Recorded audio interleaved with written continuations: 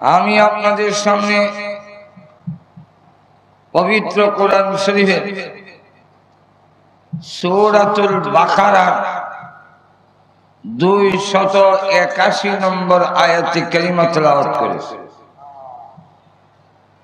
যেই আয়াত রাসূল পৃথিবীর থেকে বিদায় হওয়ার কিছুদিন আগে নাজিল হয়েছে, যে আয়াত সর্বশেষ নাজিলকৃত আয়াত, এরপরে কোরআনের আর কোন আয়াত নাজিল হয় নাই, কমপ্লিট। আপনারা বলতে পারেন হুজুর এটা যে কোরআন শরীফের সর্বশেষ আয়াত, আমরা তো দেখছি কোরআন শরীফের মধ্যে মিনাল জিন্নাতি ওয়ান নাস হলো শেষ আয়াত। তাহলে এটা শেষ আয়াত কিভাবে হইল? কোরআন শরীফ প্রথম নাজিল হয়েছে লৌহে মাহফুজে। লৌহে মাহফুজ মানে মণি মুক্তার তৈরি একটা প্লেট। তাফসীরে ইবনে কাসিরের মধ্যে উল্লেখ করেছেন মণি মুক্তাদা তৈরি একটা থাল প্লেট। এটা হইল এই পৃথিবীটা যত বড়, প্লেটটা অত বড়। এই প্লেটটার মধ্যে কোরআন শরীফ রাখা। আল্লাহ বিভিন্ন আয়াতে বলছেন, এর মধ্যে এক আয়াত হলো ইন্নাহু লাকুরআনুন কারীম ফি কিতাবিম মাকনুন লা ইয়ামাসসুহু ইল্লাল মুতাহহারুন।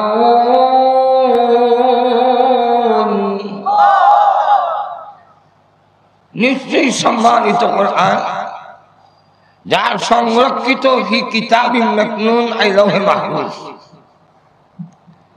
লৌহে মাহফুজের মধ্যে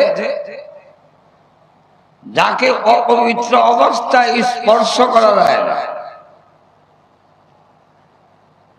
অন্য আয়াতের মধ্যে বলছেন বাল হুয়া কুরআনুম মাজিদ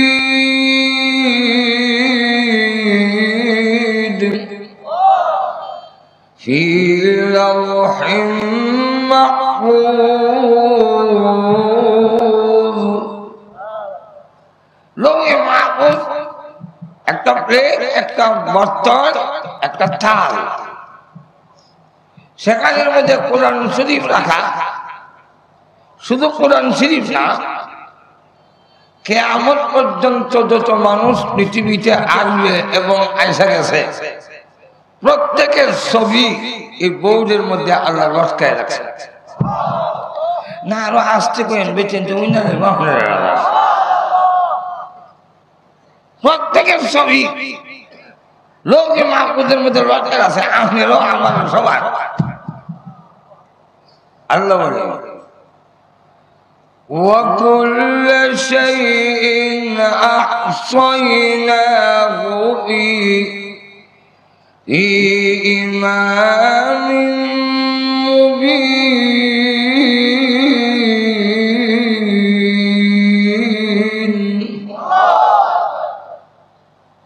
في إمام مبين أي في كتاب مبين।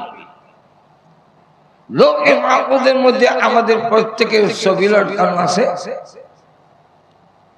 বানাবার সময়ও এটা দেখতে দেখতে বানায়। বুখারী শরীফে উল্লেখ করা হয়েছে মা ফ্যাক্টরির ভিতরে যেখানে বাচ্চা তৈরি হয়, সেখানে বাবার পক্ষ থেকে যখন উপকরণ যায় সন্তান তৈরি করা, ফেরেশতারা এটা হাতের তালুতে নিয়ে জিজ্ঞাসা করেন, আল্লাহ এটা কি কাজে লাগামো নাকি আউট করে দেব? যদি কাজে লাগাই ছেলে বানাবো নাকি মেয়ে? ছেলে মেয়ে যদি বানাই আঙ্গুল কি 20টা দিব না 22টা দেব? অনেকের 22 আঙ্গুল, এদিক দিয়ে আরো 2 আঙ্গুল আছে। ঘুমাই গেছেন নাকি? আল্লাহ আল্লাহ চোখের সেন্টারটা ঠিক করে বামু নাকি একটু লাগাই দেব? অনেকের চোখের সেন্টার একটু লাগাই দিয়েছেন আল্লাহ, এই জন্য কোন দিকে চাইছে বোঝা যায় না। মাজুরে কোন দিকে?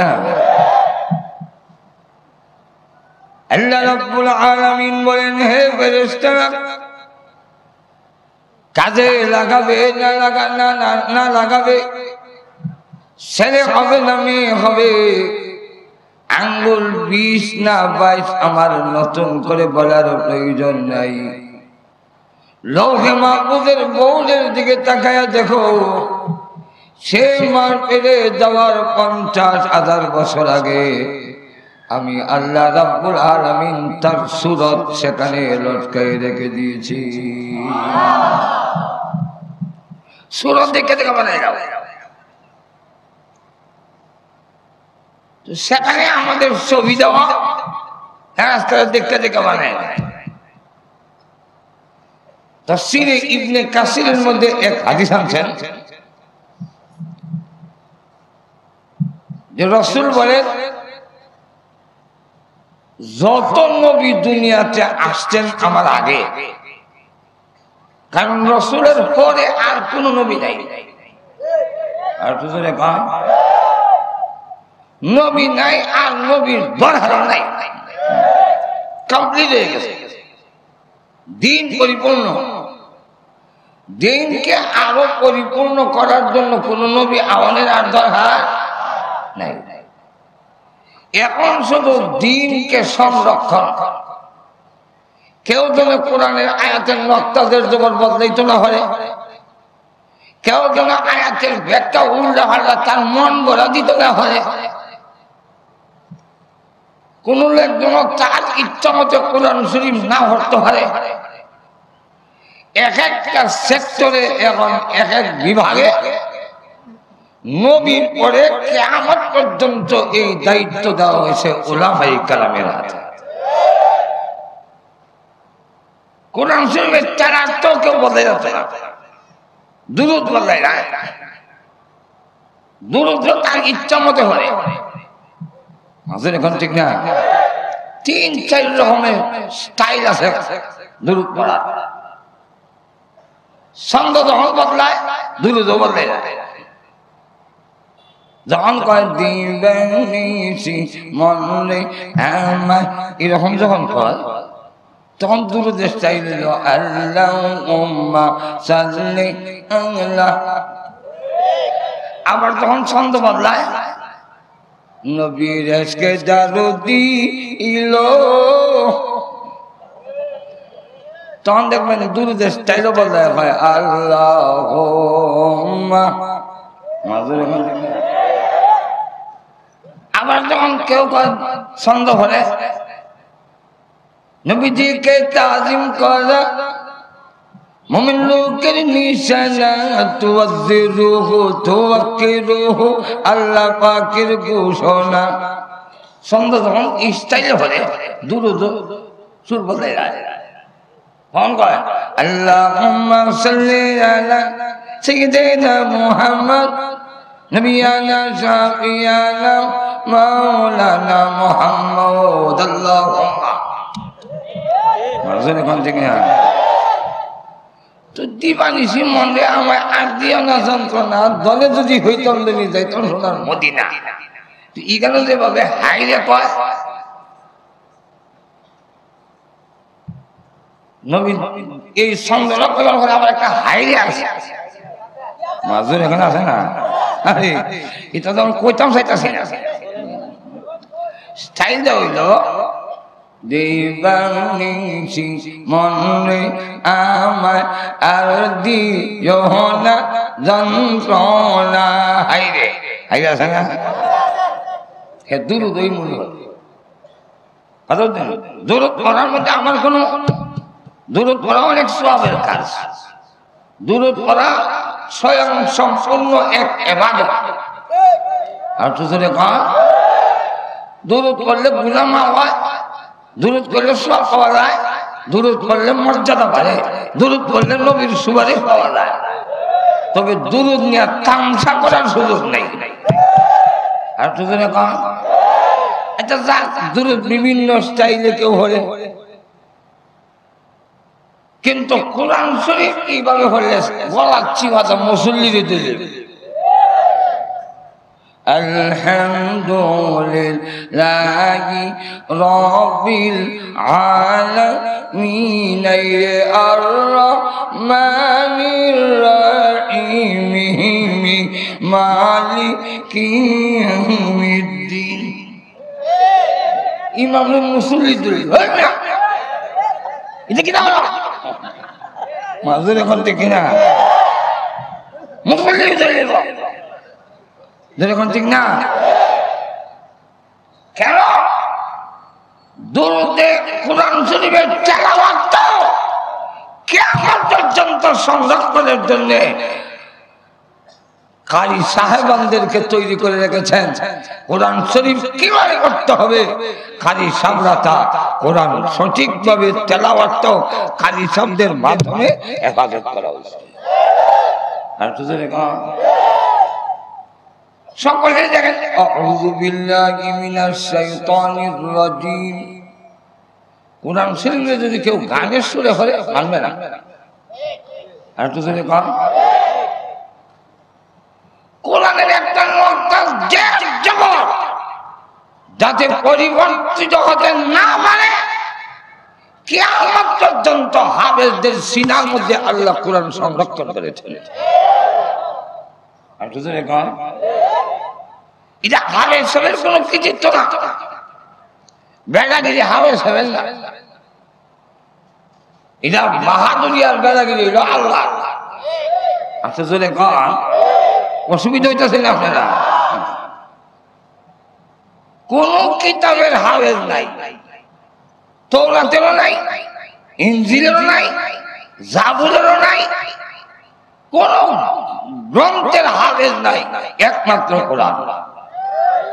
আরো আসতে কই, কোরআন ছাড়া আর কোন কিতাবের হাফেজ আছে? যেহেতু হাফেজ নাই, তাদের কোরআনের তাদের কিতাবও সংরক্ষিত নাই, কিতাবও ঠিক নাই।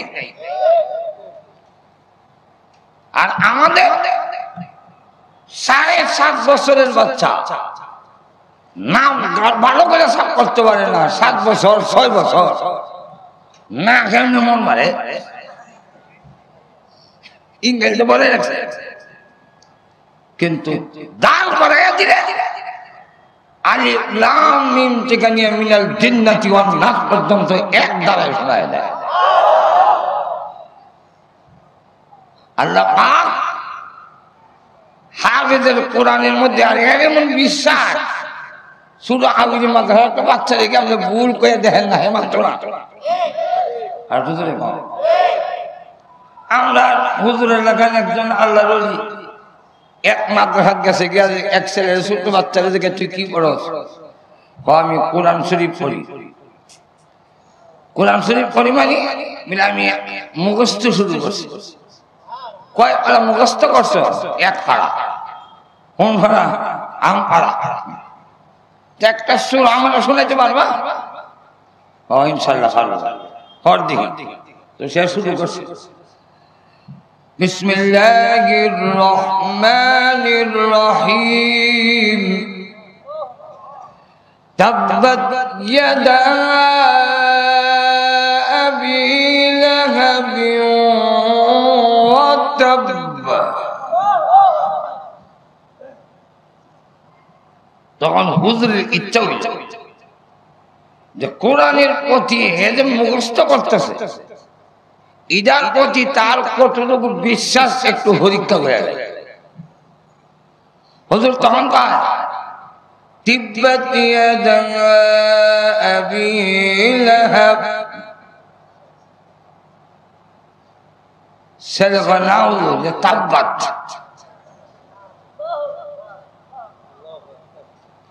তখন হুজুর বলেন এরা তো কোরআন শরীফ তিব্বত বেড়া না হুজুর চাপ্পা ধরছি। হুজুর কয় কোরআন শরীফ যদি দেখাইতে পারি তিব্বত মানবি দেখান দেখা। এবং কোরআন শরীফ আইনার সামনে দিছে বলে দেখে তিব্বত। ছেলেটা জবাব দেয় ফ্রেশ টিকা চালাইছে তো ড্রিঙ্কিং করছে সাহায়ের মধ্যে তাপবাতে দেখা তিব্বত হয়ে গেছে।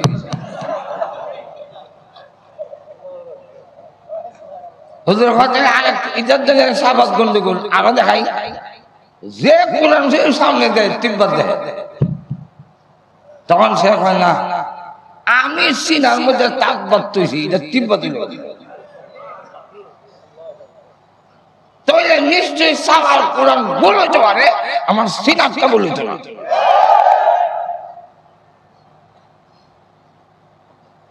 ছেলেরা তখন কয় কি জানে হুজুররা কইছে তাহলে আমার সিনাত না লোহে মাহফুজের মধ্যে তাপবাত লেখা আছে। তখন হুজুর কয় লোহে মাহফুজ যদি দেখাইতাম পারি মানবিনি দেখা দেখা। তো আল্লাহ বলি তাওয়াজ্জু দিছে, এটা তাওয়াজ্জু আধ্যাত্মিক একটা অন্তর্দৃষ্টিটা ধাক্কা দেওয়া কলব। আমাদের বাহ্যিক চোখ যেমন আছে ভিতরে আর একটা আধ্যাত্মিক চোখ আছে। আখেরেরও চোখ আছে, আখেরেরও একটা চোখ আছে। না না অনেক সময় দেখবেন একজন এরকম ভাই এমন একটা বিপদে পড়ছি চাচা আপনি তো সর্দার মানুষ আমার একটা পরামর্শ দেন আমি কি করতে পারি। চাচা কতক্ষণ চোখ বন্ধ করে করেন না ও আন্দাজ দিই কোন হদি এই দিনের বেলা আন্দাজ দেয় এটা আসলের চোখে ভর দেয় না। একটা হলো আধ্যাত্মিক চোখ আর একটা হলো বাহ্যিক চোখ। বাহ্যিক চোখ যদ্দূর দেখে আধ্যাত্মিক চোখে তার চাইতে 1000 গুণ বেশি দেখে। এগুলা কোনের টাইম নাই, অনেক সময় সময় কম আর ফেটের নিচে কুল্লা উচ্চা দেখা কোনটা কইতাম কোনটা না মাজের এখন ঠিক না। আধ্যাত্মিক চোখের হাওয়ার যে কত বেশি এই কাহিনী আজকে কইতাম না, অন্য একদিন শুধু হইলে আজকে সামনে যায়। তো আল্লাহ বলি তাওয়াজ্জু দিলেন আর তাকে বললেন তুই বাহ্যিক চোখ বন্ধ কর। দিছেন তার খাওয়া অন্তর চোখ খুলে গেছে। দেখতো তোর অন্তর চোখ দিয়া লোকে মাহফুজ একটা প্লেট দেখা যায়নি বলছি দেখা যায়। এদের মধ্যে সূরা আসেনি আছে তাব্বাত ইয়াদা সূরা আসেনি আছে সেখানে কি লেখা তিব্বত লেখা।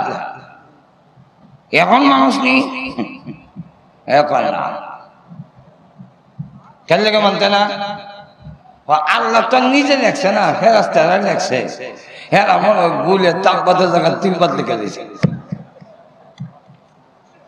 আল্লাহ বলি বলেন ধন্যবাদ তোরে বেলা দেখলাম তোর বাস্তব কোরআন আর তোর শিলার মধ্যে যে কোরআন এর প্রতি তোর আস্থা বিশ্বাস করে তোর পরীক্ষা নিলাম। পৃথিবীর কেউ তোর ঈমান মানাতে পারবে না। এতক্ষণ তাওয়াজ্জু দিয়া তোরে ধান্দা লাগাই রাখছি, তারপর যে তুই তিব্বত দেখো আমি এবার তাওয়াজ্জু সরাই নিলাম। এবার দেখ কোরআন শরীফ তাব্বাত তোর সিনার মধ্যে তাব্বাত আরো দেখ লৌহে মাহফুজে যেখানেও তাব্বাত লেখা কিয়ামত পর্যন্ত তাব্বাত থাকবে, তিব্বত কেউ করতে পারবে না। আরেক দলকে খাড়া করে রাখছে জামিয়া ইউনিভার্সিটির মুহতামিম সাহেব হুজুর শাইখুল হাদিস হযরত মাওলানা সাজিদুর রহমান সাহেব, হযরত শাইখুল হাদিস হযরত মাওলানা মনিরুজ্জামান সিরাজি সাহেব, এই জাতীয় উলামায়ে কেরাম রেখে রাখছেন, কেউ যদি আয়াতের ব্যাখ্যার মধ্যে গিয়ে ফেস লাগায় থাক করে ধরবো। আর যদি কন উনি যত বড় বুজুর্গের সন্তানই হন না কেন, ভুল করলে তারা কখনো ছাড় দিবে না, ছেড়ে দিবেন না। কিয়ামত পর্যন্ত যাতে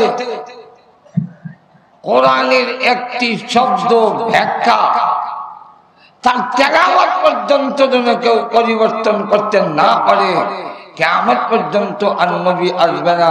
এর পরবর্তী দায়িত্ব আল্লাহর রাসূলের পক্ষ থেকে উলামায়ে কেরামের কাছে দায়িত্ব দিয়ে গেছেন।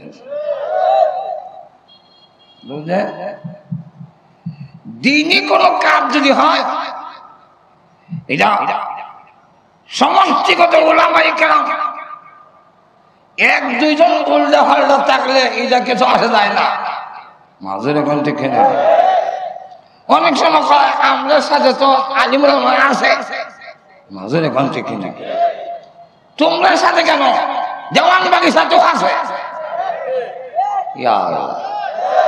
আরো জোরে, রাজার বাগিচা তো আছে, কুতুব বাগিচা আছে, মাইক মান্ডারের সাথেও আছে, কাজিয়ানির সাথেও আছে।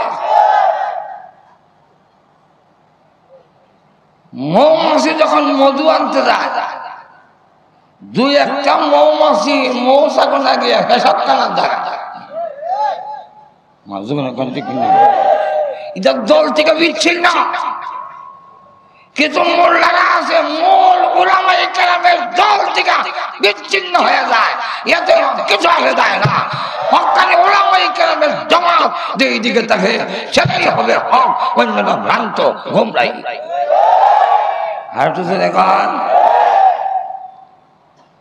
বর্তমান তাবলীগ দাওয়াত তাবলীগ শুরু হয়েছে উলামায়ে কেরাম দিয়া। উলামায়ে কেরাম আগেও ছিল, এখনো আছে, ভবিষ্যত হক্কানি উলামায়ে কেরাম দাওয়াত তাবলীগের সাথে থাকবেন এবং উলামায়ে কেরাম যাদের সাথে থাকবেন এটাই হবে হক। যাদের সাথে মোল্লা থাকবো এটা হক না। আর আপনার সাথে মোল্লা আছে এটা হইল গুমরাহি কথা। আপনার সাথে মোল্লা থাকবে কেন, আপনি না মোল্লার সাথে থাকবেন। এখান থেকে না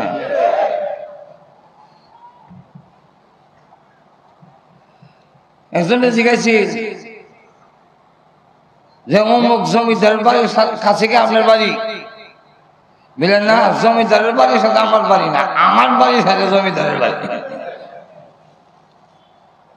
এখান থেকে না উলামায়ে কেরাম আমার সাথে আছে এটা না, আমি উলামায়ে কেরামের সাথে আছি।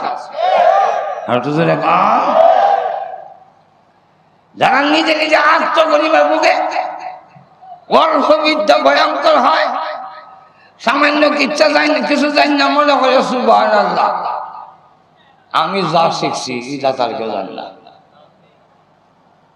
এরাই কত ভাবে আমাদের সাথে আলেম আছে, আমাদের সাথে আলেম না। আল্লাহ বলছেন ওয়াকুনু মা'আস সাদিকিন, সাদিকিনের সাথে তোমরা হও, তোমরা সাথে সাদিকিন আছে কইও না।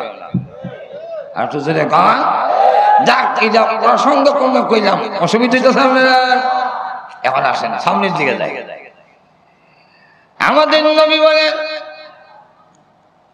কিয়ামত পর্যন্ত আর কোন নবী নাই, আমার আগে যত নবী দুনিয়াতে এসেছিলেন সকল নবী উম্মত সহ আমার সঙ্গে এসে মুসাফা করেছেন। আমি তাকে হাদিসের মধ্যে কোন জায়গায় এই সাক্ষাৎটা হইল জায়গার নাম নাই, তাই মুহাদ্দিসিনে কেরাম দুইটা ব্যাখ্যা দিয়েছেন। একটা ব্যাখ্যা হইল মেরাজের রাত হইতে পারে, আর একটা ব্যাখ্যা হইল স্বপ্নের মাধ্যমে হইতে পারে। ঘুমাই দিয়েছেন নাকি? নবীদের স্বপ্ন ওহীর অন্তর্ভুক্ত। নবীরা আমরা লাগান আবুল তাবুল স্বপ্ন দেয় না। আর তো এখন না আমরা তো আবুল তাবুল সম্বন্ধে মাঝে এখন ঠিক কিনা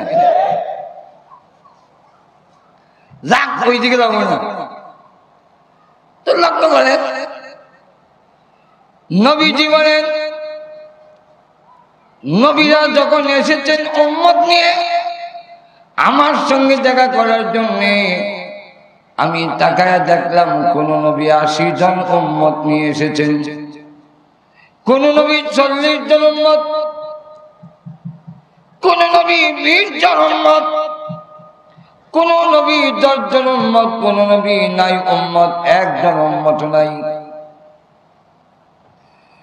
হঠাৎ করে তাকায়া দেখি 6 লক্ষ উম্মত পিছনে, নবী আগে, তাদের পায়ের আঘাতে ধুলা বালু উঠে অন্ধকার হয়ে যাচ্ছে। আমি বললাম প্রভু গো, উনি কোন নবী এত উম্মত নিয়ে আসতেছেন?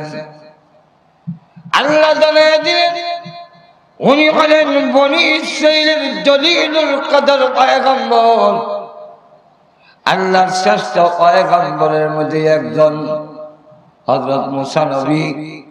6 লক্ষ উম্মত ওনার উম্মত সহ নিয়ে আসতেছেন, আপনার সঙ্গে দেখা করবে। নবীজি বলেন চেহারা কিলো আমার মলিন হয়ে গেল। প্রভু কিয়ামতের দিন মুসা নবী সবচেয়ে বেশি উম্মতের নবী হবে, এত উম্মত তো আমার হবে না। আমি এই অল্প সময়ে কয়জন উম্মত বানাবো? আল্লাহ রাব্বুল আলামিন বলেন ওগো নবীজি, কে কে আপনার উম্মত হবে, কি পরিমাণ হবে, লৌহে মাহফুজের মধ্যে তাদের ছবি আছে, এক্ষুনি আমি আপনাকে দেখাইয়া দেই।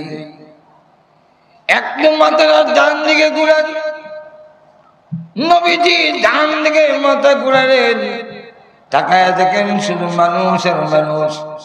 মানুষের ভিড়ের কারণে ডান দিকের আসমান আর দেখা যায় না। আল্লাহ বললেন নবীজি বাম দিকে তাকান। আমি আমার বাম দিকে তাকাইলাম, আল্লাহ নবী বলেন বাম দিকে তাকায়া দেখি শুধু মানুষ আর মানুষ।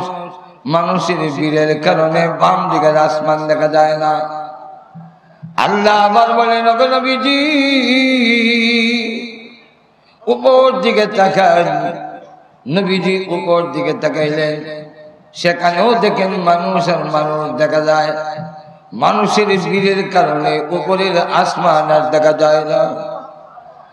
আল্লাহ বলেন ওগো নবীজি 6 লক্ষ উম্মত দেখে আপনার চেহারা মলিন হয়েছিল, ডাইনে বামে উপরে যায় মানুষ দেখলেন 6 লক্ষ নয়, 6 কোটি নয়, এই অসংখ্য অগণিত মানুষগুলো হলো আপনি নবীর উম্মত। তাহলে কিয়ামত পর্যন্ত যত মানুষ দুনিয়াতে আসবে প্রত্যেকের ছবি লৌহে মাহফুজের মধ্যে লটকানো আছে। সেই লৌহে মাহফুজের মধ্যে কোরআন শরীফও আছে। কোরআন শরীফ সেখানে আল্লাহ নাযিল করেছেন প্রথমে। ওই জায়গায় কোরআন শরীফের প্রথম সূরা হলো আলহামদুলিল্লাহি রাব্বিল আলামিন। শেষ সূরার নাম হলো সূরাতুন নাস। সর্বশেষ আয়াত হলো মিনাল জিন্নাতি ওয়ান নাস। নবীর কাছে সেখান থেকে নাযিল করা হয়েছে প্রয়োজন বুঝে। যখন যে আয়াতের দরকার পড়েছে, যখন যে সূরার প্রয়োজন পড়েছে, তখন ওই সূরা ওই আয়াত সেখান থেকে বিক্ষিপ্তভাবে নাযিল হয়েছে, সিরিয়াল মেনটেন করা হয়নি। যখন নাকি লিপিবদ্ধ করা হবে আল্লাহ রাব্বুল আলামিন জানিয়ে দিলেন, যখন লিপিবদ্ধ করে কিতাবে আকৃতি সাজানো হবে আল্লাহ জানিয়ে দিলেন লিখবেন লৌহে মাহফুজে যেইভাবে আছে এইভাবে। আর তো জনে কোন না লৌহে মাহফুজের মধ্যে প্রথম সূরা হলো সূরাতুল ফাতিহা, 2 নম্বর হলো সর্বশেষ সূরা হলো লৌহে মাহফুজের মধ্যে সূরাতুন নাস, সর্বশেষ আয়াত হলো মিনাল জিন্নাতি ওয়ান নাস। তাই আমাদের কাছে যে কোরআন লৌহে মাহফুজকে বড় করে এইভাবে সাজানো হয়েছে, নাজিলের দিক থেকে সর্বপ্রথম সূরা হলো সূরাতুল আলাক, আয়াত হলো ইকরা বিসমি রাব্বিকাল্লাযী খালাক, আর সর্বশেষ আয়াত হলো আমার তেলাওয়াতকৃত আয়াত সূরাতুল বাকারার 281 নম্বর আয়াত। আল্লাহ রাব্বুল আলামিন ওই আয়াত এত গুরুত্বপূর্ণ, যদি সময় পাওয়া যায়, সময় তো নাই, ওদের কিছু কইলে না, লক্ষ্য করে দেখে এই আয়াত এত গুরুত্বপূর্ণ, মানুষের ব্যক্তিগত জীবন থেকে নিয়ে রাষ্ট্রীয় জীবন পর্যন্ত গোটা জিন্দেগিকে সুশৃঙ্খল করা, নিয়ন্ত্রণ করার জন্য এই একটা আয়াতই যথেষ্ট। এই আয়াতটা যদি কেউ ভালো করে উপলব্ধি করতে পারে, সেই লোক কোনোদিন বেনামাজি হবে না। এই আয়াত যদি পরিপূর্ণ কেউ উপলব্ধি করতে পারে, জিন্দেগিতে কোনোদিন রমজান মাসে ডালের বেলা দিনের বেলা খাবে না। এই আয়াত যদি ভালো করে উপলব্ধি করতে পারে, জীবনে কোনোদিন সুদ খাবে না, ঘুষ খাবে না, খুন খারাপি করবে না, জিনা ব্যভিচারে লিপ্ত হবে না, সন্ত্রাসীতে লিপ্ত হবে না, জীবনে কোনোদিন মাদকের আসক্ত হবে না। যদি ভালো করে এই আয়াতটা অনুধাবন করে, আল্লাহর কসম কোন শাসক জনগণের প্রতি কোনোদিন জুলুম করবে না, জুলুম করতে পারে না। এই আয়াত এত গুরুত্বপূর্ণ, সর্বশেষ আয়াত। এই আয়াতে যে বিষয়টা, এই বিষয়ে মাদ্রাসা শিক্ষার মূল ফাউন্ডেশন, মূল ভিত্তি। ঘুমাই গেছে কওমি মাদ্রাসার ইঞ্জিনিয়ার বানানো, এটা কওমি মাদ্রাসার উদ্দেশ্য নয়। ডাক্তার বানানো কওমি মাদ্রাসার উদ্দেশ্য নয়, কারণ ডাক্তার যদি হয়, মূল ফাউন্ডেশন যদি ঠিক না হয়, ডাক্তার হইয়া তার টাকা পাওয়ার জন্য নর্মাল ডেলিভারি হইলে 5,000 দিব, সিজারে যদি করি তাহলে 50,000 টাকা পাওয়া যাবে। 50,000 টাকা পাওয়ার জন্য যেই মহিলাকে নর্মাল ডেলিভারি করাতে পারে, এটাকে সিজারও দিয়া দেয়। যত সিজার সব মানুষের, কুত্তা বিলাই গরু ছাগল, আজ পর্যন্ত একটারও সিজার লাগে নাই। ঘুমাই গেছেন না? সিজার লাগছে খালি মানুষের সিজার। অপর দিকে লক্ষ্য করে আমেরিকা দেখছি, লন্ডন দেখলাম, আরো আমিরাত সহ আরব দেশগুলো দেখলাম, কোন দেশে সিজার নাই। 2-1টা অ্যাক্সিডেন্ট যদি হয় সেটা ভিন্ন, কিন্তু সহজে সিজার নাই। সিজার সব বাংলাদেশ মাজরে কম ঠিক কিনা? সবগুলো সিজারের মূল কারণ গিয়া তালাশ করে দেখবেন, ক্লিনিক ওয়ালারা তাদের ক্লিনিকটা টিকায় রাখার জন্য সিজারের ব্যবস্থা। আর তো জোরে তাহলে যে লোকটা ডাক্তার হইয়া তার টাকা পাওয়ার জন্য একজন মার পেট কেটে তাকে দুর্বল করে দিতে দেয়, সেই লোকটা ডাক্তার হতে পারে, কিন্তু সুর ডাকাত থেকে নৈতিকতার দিক থেকে একটু উন্নত হয় না। আমাদের দেশের শিক্ষামন্ত্রী কথাটা বলতে বাধ্য হয়েছে যে মাদ্রাসার ছেলেরা যদি ইঞ্জিনিয়ার হইত তাহলে রোডের পরিবর্তে বাঘ ঢুকাইত না। আমরা যেসব ব্রিজ বানাইতে, রাস্তার মধ্যে কাজ করতে, রোড না দিয়া বাঘ দিয়া ঘুমাই গেছে। এই বাঘ দেওয়ার কারণে উদ্বোধন যেদিন করে 1 সপ্তাহ যায় না, বাস লইয়া ট্রাক লইয়া ব্রিজ হয়ে যায়। মাঝে ঠিক না? দেখা যায় বেশ কয়েকজন নিহত এবং অনেকজন আহত, বীজ ভেঙে হয়ে গেল, রড বসাইল, টাকা পাইল, আর শত শত লোক মরলো। এতে হের কি আসে যায়? যে লোকটা ইঞ্জিনিয়ার হইয়া তার সামান্য স্বার্থের জন্য শত শত লোকের প্রাণ গেল, কিছু আসে যায় না। এটা ইঞ্জিনিয়ার হতে পারে, কিন্তু নৈতিকতার দিক থেকে ডাকাত থেকে একটুকুও উন্নতি হয় না। অপর দিকে লক্ষ্য করে দেখে মাত্রা ইঞ্জিনিয়ার হয় না কেন, এই কথা এক শ্রেণীর লোকেরা আমাদের কুসা দিতে চায়। মাজরে কোন দেখে না, আর দুজনে কন ইঞ্জিনিয়ার হয় না। আমার সামনে একদিন প্রফেসর মাইগো দিছে 5 মিনিট, ওই মাইগো আমি কেন দাঁড়ায় বক্তৃতা দেয়, শিক্ষাকে আরো উন্নয়ন করতে হবে। তো আমি বললাম কথা সত্য, মতলব খারাপ। ইঞ্জিনিয়ার হয় না কেন, ডাক্তার হয় না কেন? তো আমার কাছে মাইক চাওয়ার পর আমি বললাম, ইঞ্জিনিয়ার সাহেব, প্রফেসর সাহেব, আপনাদের শাহজালাল বিজ্ঞান প্রযুক্তিতে এই বিশ্ববিদ্যালয়ে হাফেজ সাহেব হয় না কেন, মুহাদ্দিস হয় না কেন, মুফতি হয় না কেন? মাঝে দেখি না বুঝে ওদের হ্যাঁ হ্যাঁ বুঝলে এইটা যেমন হ্যাঁ হ্যাঁ, আমরাও ইঞ্জিনিয়ার ডাক্তার হয় না কেন, এইটাও এমন হ্যাঁ হই। মাঝে এখান থেকে না ভাইরা আমার, কোরআন শরীফের মূল ভিত্তি হলো কোরআন, ইসলামী মাদ্রাসার শিক্ষা মূল ভিত্তি হলো মানুষের ভিতরে কিয়ামতের মাটির জবাবদিহিতার ভয় যদি অন্তরে তৈরি করতে পারে, তাহলে ওই লোকটা ইঞ্জিনিয়ার হইলে রডের পরিবর্তে বার দিবে না। ডাক্তার যদি হয় তার নিজের সামান্য স্বাস্থ্যের জন্য একটা মহিলার পেট কেটে দুর্বল করে দিবে না।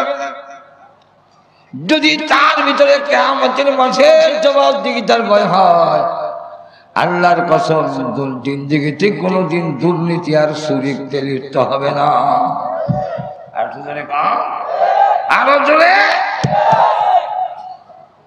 ও ভাইরা লক্ষ্য করে দেখেন, বুঝাবার জন্য বলতেছি শুধু। আমিরুল মুমিনিন হযরত উমর রাদিয়াল্লাহু আনহু তিনি সফরে হাঁটতে হাঁটতে হাঁটতে হাঁটতে একটা পাহাড়ের কাছে গেলেন। তাদের কাছে টাকা আছে কিন্তু খাবারের জিনিস নাই। তো দেখলেন একটা ছেলে বকরি রাখালি করে। তিনি বললেন, ওরে রাখাল, একটা বকরি দে, আমরা জব করে খাই। রাখাল ছেলে জবাব দেয়, আমি তো মালিক নই, আমি রাখাল, আর একজনের জিনিস আপনার কাছে বিক্রি করব কিভাবে? হযরত উমর রাদিয়াল্লাহু আনহু তখন ভাবলেন ছেলেটার একটু পরীক্ষা করে লাই।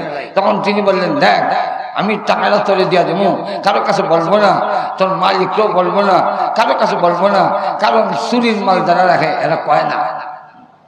কেন কয় না? এরা পুরা দাম দেয় না, কম দেয়। আর হুজুরে কম মিলে হুজুর এটা কেমনে কইতাম, ঠিক আমরা কি করছি নাকি কিনছি? চুরি করছেন মন নাই, আমি নিজেও করছি। এটা হইল ছোট সময় দোকান থেকে বুট বাদাম খাইবে লেগা ধান চুরি করে দোকানে বেচতাম। দান দেওয়ার হলে গেলাম, চাচা কত টাকা হয়েছে? 10 টাকা। ইয়ার তুলি দান দিলাম 10 টাকা। কত কইলা? মন ধরছেন? 150। কালকে বেচতেছে বাজারে 300। চাচা আপনি 150 ধরলেন কেন? বেশি করে কইলাম, বেশি ছিল কইলাম। তখন কইতাম কইেন না, যা দেন দেখাই মাজুর এখন ঠিক না। এখন লক্ষ্য করেন, আমিরুল মুমিনিন উমর বলতেছেন, আমি কারোর কাছে বলবো না, টাকাটা তুই নিয়ে যাবে। রাখাল ছেলেটা কয়, তাহলে মালিক রেখে কমু? মালিক রে কইবে জঙ্গল থেকে একটা ভাগ এসে হামলা কইরা ছাগল একটা লেগে গেছে, এরম নেন, মালিকে মানবে? এমনি ছেলেটা সব বোঝা করে কয়, লম্বা তো কম হয়েছে, খাস লোক বুঝি এখনো বদলাইছেন না। আল্লাহু আকবার কইতেন না? আরো জোরে বলেন আল্লাহু আকবার। লম্বা মানুষ আগল কিছু কম হয় না। কুরআনের আলো মনে যায় নাই, কুরআনের তালিম গ্রহণ করবি, এমন জঘন্য কথা আমারে কেমনে কইরা? মালিককে বাকি দেওয়া সম্ভব, কিন্তু আল্লাহকে বাকি দেবো কেমনে? আর তো আল্লাহু আকবার। কিয়ামতের মাঠে আল্লাহর সামনে কি জবাব দেব আমি? ওই দিন পারুমনি। হযরত উমর মুস্কি হাসি দিয়া কয়, আমাদের দেশে কোন লোক যদি এইভাবে আমাদের রাষ্ট্রপ্রধানকে ধমক দেয়, হ্যাঁ মানে রিমান্ড ছাড় মিলবে। মজার এখন ঠিক না? আর আমিরুল মুমিনিন উমর মুস্কি হাসি দিয়া কয়, তুই আমাদের চিন্তা না, আমার নাম উমর ইবনুল খাত্তাব। ছেলেটি শোক করে হয় লা ইলাহা ইল্লা আনতা সুবহানাকা ইন্নী কুনতু মিনাজ জালিমিন। যে বেটার নাম শুনলে ইবলিস পর্যন্ত গল্লি ছেড়ে দেয়, এই বেটারে আমি কইলাম লম্বা মানুষ ব্যাক কর, কাজ বদলাই না। আল্লাহ আজরাইল আমার কাছে তুমি হারাই দিছো।